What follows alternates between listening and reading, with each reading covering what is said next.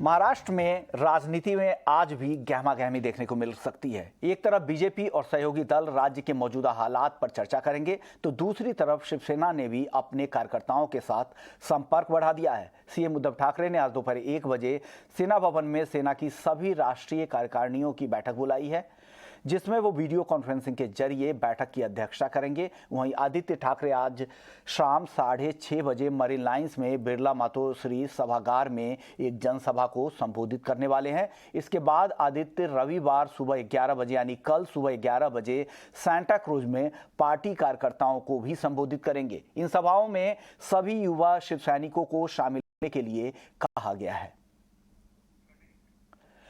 लेकिन इस हालात पर ग्राउंड पर क्या हालात है, मुंबई और गुवाहाटी से हमारे दो सहयोगी जुड़ गए हैं। हमारे साथ अभिषेक अवस्थी हैं और साथ ही गौरव श्रीवास्तव मुंबई से हैं। अभिषेक गुवाहाटी से हैं। अभिषेक, गुवाहाटी में रुके शिवसेना विधायक कब तक मुंबई आ सकते हैं और क्या वहां किस तरह की एक्टिविटीज दिख रही है, ग्राउंड पर क्या हालात है? अभिषेक, हम इस वक्त मौजूद हैं रेडिसन ब्लू होटल के बाहर गुवाहाटी में, जहां पर अंदर शिंदे कैंप में रणनीति बनाई जा रही है। ये रणनीति इसलिए बनाई जा रही है क्योंकि डिप्टी स्पीकर का डिसीजन अभी तक पेंडिंग है। आपको बता दें, उद्धव कैंप के द्वारा याचिका दायर की गई थी डिप्टी स्पीकर के समक्ष और उन्हें कहा गया था कि 16 विधायकों का निलंबन किया जाए, जो कि लेजिस्लेटिव पार्टी मीटिंग में ना पहुंच पाए और ना ही किसी प्रकार का कम्युनिकेशन दिया। वहीं शिंदे कैंप ने अपना भी एक एफिडेविट पेश किया है और कहा है कि हमारे पास 38 विधायकों का समर्थन है, इसके चलते हमें एक सेपरेट ग्रुप बनाया जाए और हम इस सरकार से बाहर आना चाहते हैं। तो अब देखना बहुत दिलचस्प होगा कि डिप्टी स्पीकर किसके पक्ष में निर्णय लेते हैं। अगर 16 विधायकों का निलंबन अप्रूव हो जाता है, नोटिस इन्हें भेजी जाती है, तो इन विधायकों को मुंबई आकर डिप्टी स्पीकर के समक्ष अपना प्रस्ताव या अपना राय रखनी होगी। साथ ही साथ 2 इंडिपेंडेंट विधायकों ने डिप्टी स्पीकर के खिलाफ no confidence motion already move किया हुआ है।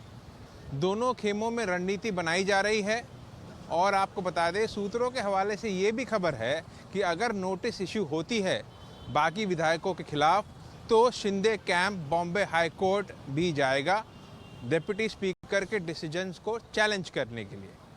बहरहाल आपको बता दें, दोनों खेमों में लगातार रणनीतियां बन रही है और हम इस पर नज़र बनाए हुए हैं।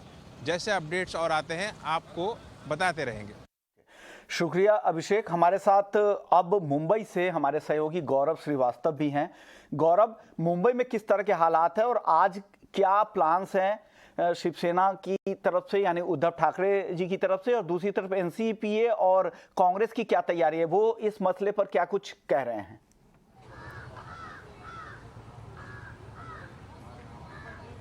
बिल्कुल, देखिए आज शिवसेना की तैयारी है। 1 बजे अपनी नेशनल एग्जीक्यूटिव यानी कि राष्ट्रीय कार्यकारिणी की बैठक जो है वो बुला रखी है, जिसमें बहुत महत्वपूर्ण फैसले लिए जा सकते हैं और ये बताया जा रहा है कि अपनी पार्टी को बचाए रखने के लिए पार्टी के पदाधिकारियों के साथ जो है वो उद्धव ठाकरे पार्टी के संविधान में कुछ बदलाव या संशोधन लाने के लिए भी कुछ प्रस्ताव ला सकते हैं, क्योंकि अब ज़्यादा बड़ी चुनौती उद्धव ठाकरे के लिए सरकार बचाने से ज़्यादा शिवसेना को बचाना है, शिवसेना के सिंबल को बचाना है। वहीं दूसरी तरफ 1 बजे वाली होने की बैठक के बाद 2 बजे जो है वो शिंदे ग्रुप जो है गुवाहाटी में बैठक करेगा और वो इन सारे फैसलों पर जो शिवसेना की बैठक में ले जाएंगे उसके हिसाब से रणनीति तैयार करेगा। लेकिन बड़ी खबर यह है कि किसी भी वक्त आज जो डिप्टी स्पीकर हैं नरहरि झीरवाल जो हैं वो 16 विधायकों को अयोग्य करार दिए जाने का नोटिस देंगे और अयोग्य करार दिए जाने के बाद जो है उनकी सदस्यता जो है वो खत्म हो जाएगी।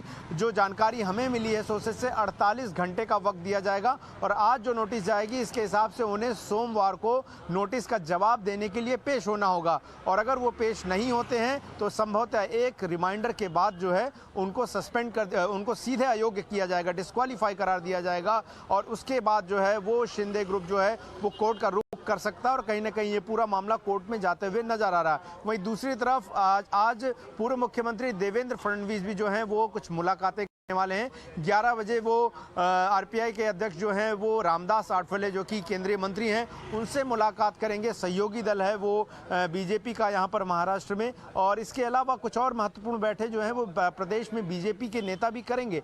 लेकिन इन सब के बीच जो है आज ये माना जा सकता है कि शिव सैनिक जो है थोड़ा सा आक्रामक रुख भी अपना सकते हैं।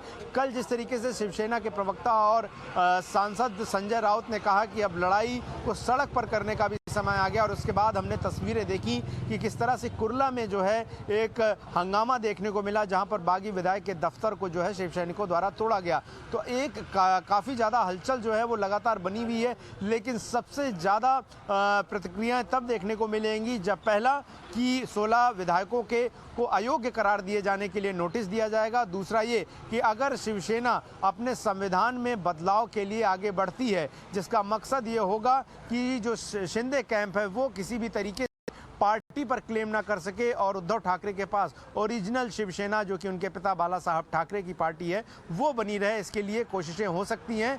लेकिन गुवाहाटी में विधायक लगातार बने हुए हैं। अभी थोड़ी देर पहले एनसीपी के एक प्रवक्ता की तरफ से भी सवाल उठाए गए, और उस सवाल में कहा गया कि गुवाहाटी में जिस तरह से लाखों करोड़ों रुपए के बिल आ रहे हैं वो कौन चुका रहा है, और इसकी जाँच करनी चाहिए जिससे ब्लैक मनी का सोर्स पता लग जाए। तो कहीं ना कहीं अब जो शुरुआती 2 दिन में आक्रामक रवैया महाविकास अघाड़ी के सदस्यों की तरफ से नहीं अपनाया जा रहा था, अब शिवसेना समेत एनसीपी भी जो है वो लगातार बागी विधायकों को निशाने पर ले रही है, क्योंकि उद्धव ठाकरे की तमाम अपील के बाद जो है वो विधायक वापस आते हुए नजर नहीं आए, बल्कि विधायकों की संख्या गुवाहाटी में और बढ़ गई। तो कुल मिलाकर अब जैसा हमें जानकारी मिल रही है कि उद्धव ठाकरे जो कि मौजूदा मुख्यमंत्री हैं, उन्होंने इस लड़ाई को कानूनी रूप में साथ ही साथ सड़क पर अपने कार्यकर्ताओं के साथ मिलने का पूरा मन बना लिया है।